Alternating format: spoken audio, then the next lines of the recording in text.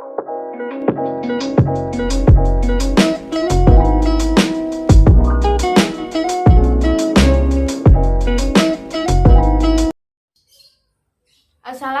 warahmatullahi wabarakatuh. Perkenalkan, nama saya Risma Aulia Hakim, NIM 2008031020066 dari Prodi D3 Administrasi Keuangan. Di sini saya akan membahas tentang rapat bisnis. Apa itu rapat bisnis? Rapat bisnis yaitu sebuah pertemuan antara dua orang atau lebih di suatu tempat, baik di dalam ataupun di luar perusahaan, guna membahas hal-hal yang bersifat kegiatan bisnis.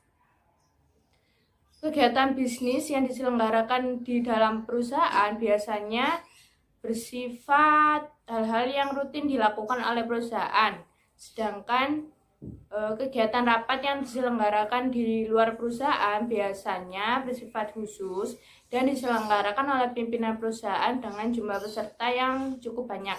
Dengan kata lain, pemilihan tempat saat kegiatan rapat itu berdasarkan urgensi, jumlah peserta, dan kegiatan pendukung lainnya seperti finansial. Kemudian tujuan dari rapat, menurut Locker dalam bukunya Business Communication, Building Critical Skill, memiliki 6 tujuan.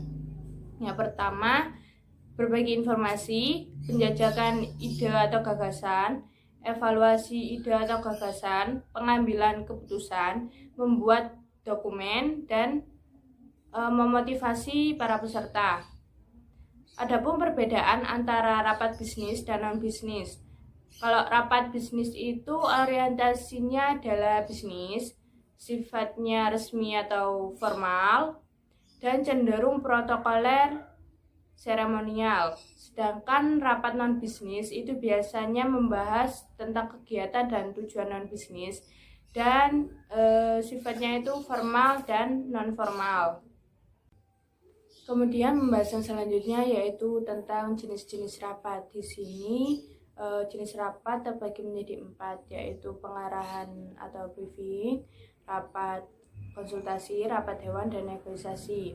Yang pertama, pengarahan atau briefing. Di sini dimaksudkan untuk mengingatkan para karyawan akan peran, tugas, dan tanggung jawab mereka dalam menjaga dan mengembangkan perusahaan ke depan. Yang kedua, ada rapat konsultasi. Di sini dimaksudkan untuk membantu para karyawan dalam menghadapi suatu permasalahan di sebuah perusahaan yang mereka tempati. Yang ketiga, ada rapat dewan. Rapat dewan ini merupakan bentuk sekumpulan orang yang memiliki latar belakang profesi yang berbeda guna memutuskan suatu masalah berdasarkan keputusan suara terbanyak. Dan jenis-jenis rapat yang terakhir yaitu negosiasi. Negosiasi ini diperuntukkan untuk menghasilkan kesepakatan bersama yang menguntungkan kedua belah pihak. Menurut Stribel dalam bukunya The Managers to Effective Meetings, terdapat 3 jenis rapat. Yang pertama, rapat informasional, merupakan suatu bentuk pertemuan antara 2 orang atau lebih di sebuah tempat untuk memberikan informasi tertentu kepada para peserta kegiatan rapat bisnis. Yang kedua, rapat motivasional, merupakan suatu bentuk pertemuan antara 2 orang atau lebih di suatu tempat untuk memberikan motivasi kepada para peserta dalam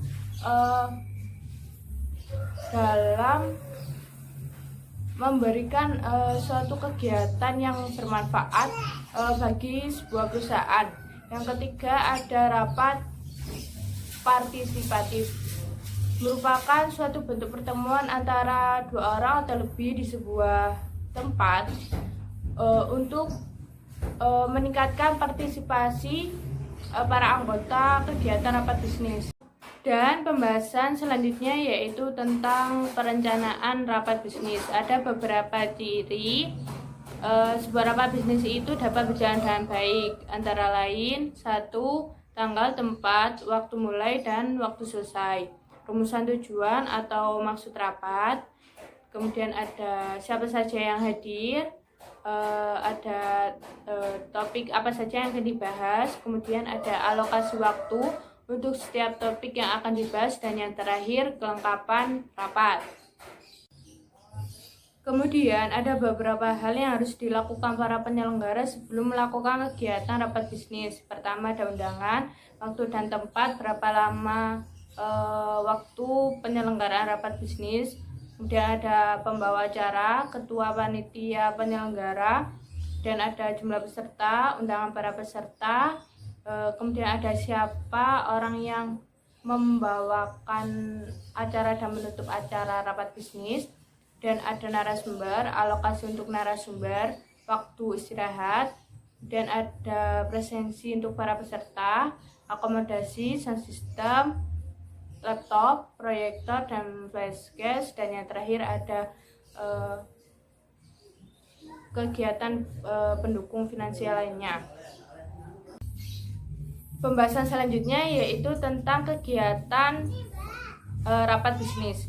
Rapat bisnis dapat berjalan dengan efektif jika satu, kesiapan para panitia penyelenggara dalam menyelenggarakan kegiatan rapat bisnis. Kedua, kesiapan para narasumber dalam memaparkan materi yang akan disampaikan dalam kegiatan rapat bisnis. Dan yang terakhir, kehadiran dan keaktifan para peserta dalam menghadiri kegiatan rapat bisnis. Dari para pendukungnya di atas, para panitia penyelenggara, narasumber, dan peserta itu memiliki tugasnya masing-masing. Pertama, saya akan membahas tentang tugas dari panitia penyelenggara. Itu memiliki tugas 1, menyiapkan tempat, dekorasi, dan sound system. 2, semua panitia harus datang lebih awal dan siap dalam melakukan tugasnya dari awal acara sampai akhir acara. Ketiga, melakukan registrasi para peserta. Keempat, moderator siap dalam memandu kegiatan rapat bisnis. Kelima, melakukan dokumentasi hasil rapat, dan masih banyak lagi yang lainnya. Kemudian yang kedua, ada narasumber yang bertugas 1, harus datang lebih awal. 2, memperkenalkan diri kepada para peserta kegiatan rapat bisnis. 3, memakai pakaian yang sopan dan menyenangkan. 4, memanfaatkan media audio visual. Yang kelima, para moderator ini harus terima akan masukan dan kritikan para anggota peserta kegiatan rapat bisnis. Dan yang terakhir, ada peserta kegiatan rapat bisnis itu juga memiliki tugasnya masing-masing. Tugasnya yaitu 1, hadir tepat waktu dan melakukan registrasi. Terus memakai kartu identitas para peserta, menggunakan pakaian yang sopan, terus membawa bahan-bahan kegiatan rapat bisnis. Kemudian ada menjadi peserta yang aktif dan inisiatif, dan masih banyak lagi yang lainnya. Kemudian selain dari dekorasi, sound system, dan audio visual, para panitia penyelenggara itu menyiapkan posisi tempat duduk bagi para peserta.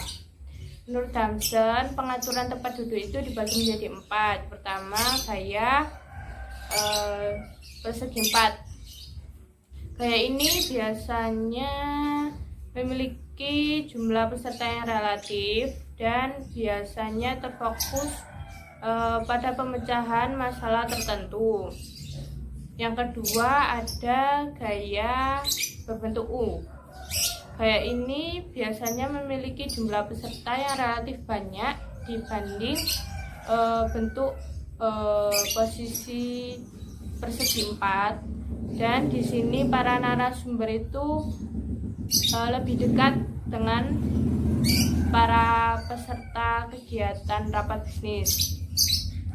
Kemudian yang ketiga ada gaya berbentuk ruang kelas. Di sini pesertanya bisa mencapai ratusan, dan kelemahannya narasumber itu ruang geraknya jadi terbatas karena adanya kursi-kursi para peserta kegiatan rapat bisnis. Dan yang terakhir ada gaya melingkar.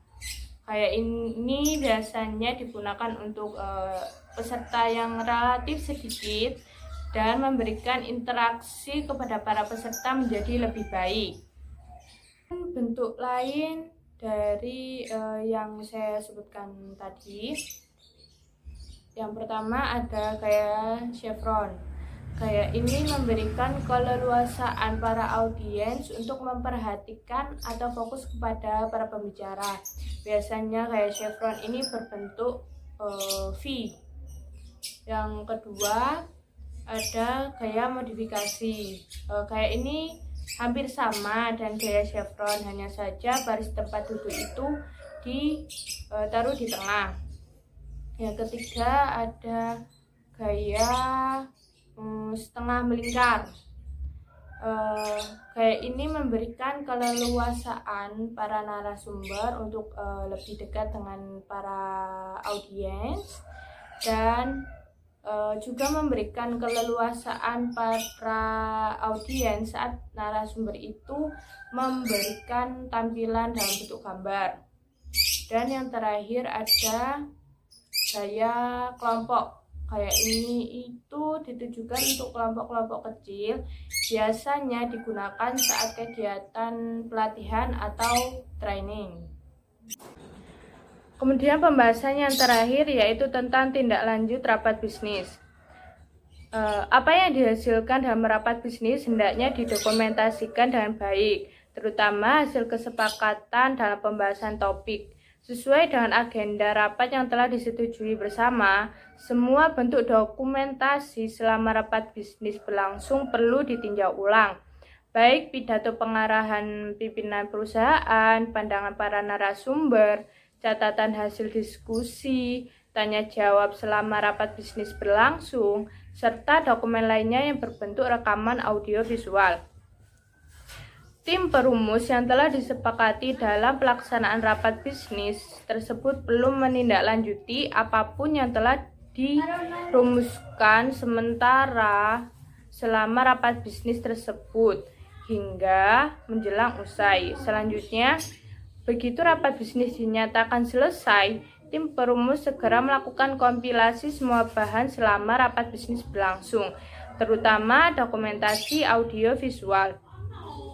Dalam hal ini, tim perumus perlu melibatkan berbagai pihak untuk menghasilkan dokumen paling penting hasil rapat bisnis tersebut. Selanjutnya, secara formal, pihak-pihak yang bertanggung jawab dalam penyelenggaraan rapat bisnis tersebut membubuhkan tanda tangan dan menyerahkannya ke pimpinan perusahaan untuk menjadi dokumentasi penting yang harus ditindaklanjuti di kemudian hari. Sekian pembahasan yang saya lakukan. Terima kasih. Wassalamualaikum warahmatullahi wabarakatuh.